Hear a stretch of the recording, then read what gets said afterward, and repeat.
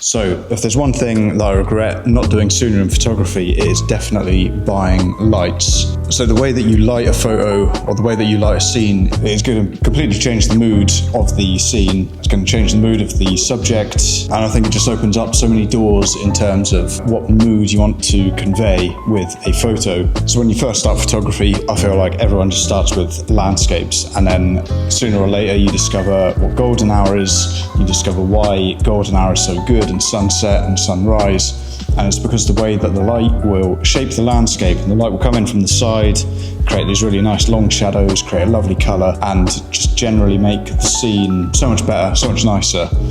And this is the same with fitness photography, with sports photography. You can completely alter how a photograph looks just by the way that you light it. You can completely change the mood of it. So I look how I do at the moment because there's a light coming in from the side, which is just giving a nice flattering side light. But if I wanted to make the scene look a little darker, a little bit more sinister, a bit more dramatic, then I could have a light coming in from the side with a nice hair light to give a nice outline or a silhouette. Or likewise, I can have a light coming in directly from above and shining just on the top, and that's going to give a completely different feeling.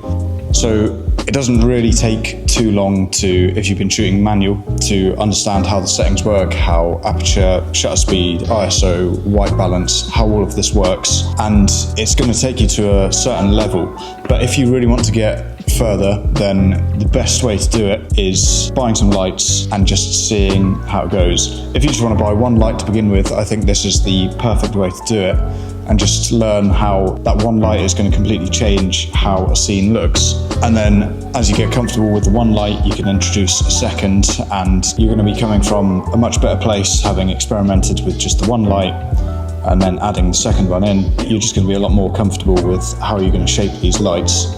And if you buy these lights, you're going to get a much better understanding in general of how light works, and that counts for natural light as well. Most people quite early on understand, if you're shooting a person but you don't have any lights, maybe shoot them next to a window if you're shooting inside. And if you've experimented with lights, you'll understand how to position them, you'll understand why this looks nicer. It's just going to give you a much better general understanding of how photography works.